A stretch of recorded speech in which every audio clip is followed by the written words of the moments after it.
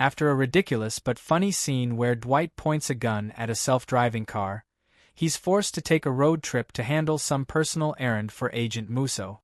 During the trip, they start to form an odd connection, even though it's strange seeing Dwight so casually accept being something unforgivable in mob culture, an informant. One of the most unexpected moments comes when Dwight tells a Texas cop he's an FBI informant, just to help Musso get out of a speeding ticket. It's funny but also absurd, showing how far Dwight will go to keep things smooth.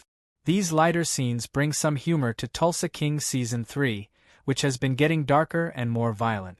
Still, while the comedy works, some of it doesn't quite fit the overall tone of the story.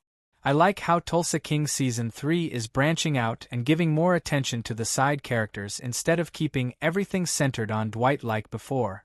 It makes the story feel broader and more unpredictable. But it also shows what happens when Dwight isn't around to keep everyone in line. Some of his people tend to let things spiral out of control. Take Tyson, for example.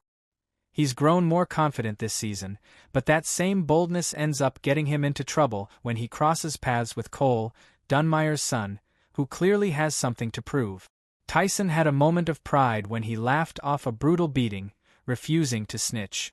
But when things took a darker turn and someone innocent was in danger, he broke. That decision led to Montague's stash of rare bourbon vanishing overnight. It's a sharp reminder that even the most loyal crew can crack under pressure, especially when Dwight isn't there to pull the strings. Cole and his father could each hold their own as villains in the earlier seasons of Tulsa King, but teaming up against Dwight makes them a whole new level of danger. Together, they feel like the most powerful threat the show has introduced so far. With the way things are escalating, it wouldn't be surprising if Dwight ends up losing one of his crew members, or even someone close to him. Compared to the Dunmires, Chicky now seems like a minor annoyance. Then there's Cleo, the new wildcard in the mix. She's reckless, unpredictable, and driven by pure rage, as seen when she spun donuts on Dunmire's property and nearly set his house on fire. Mitch tries to explain what it really means to be part of Dwight's operation, but Cleo's grudge runs deeper than loyalty or strategy. Her need for revenge is personal, and it's clear she won't wait for Dwight's approval before making her next move.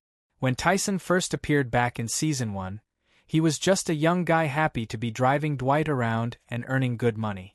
Fast forward to Season 3, and he's no longer a side character. He's right in the middle of the chaos.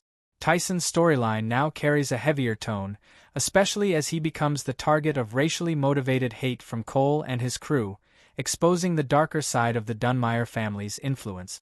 Unlike the earlier villains who mostly played power games and made empty threats, the Dunmires aren't holding back.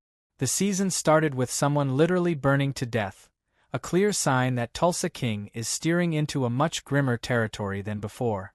And with Tyson barely surviving an attack only because Dwight's cybertruck stopped the bullets, it's clear the violence and racial tension are not just for shock value. They're meant to show how deep and dangerous this feud has become. Now that the Dunmires have stolen Montague's rare bourbon stash worth millions, a brutal war seems unavoidable. 3 episodes in, Tulsa King Season 3 feels darker and more intense than ever, but that same darkness is what's keeping the story sharp, unpredictable, and worth watching. If you enjoyed this review, kindly leave a like and subscribe to our channel.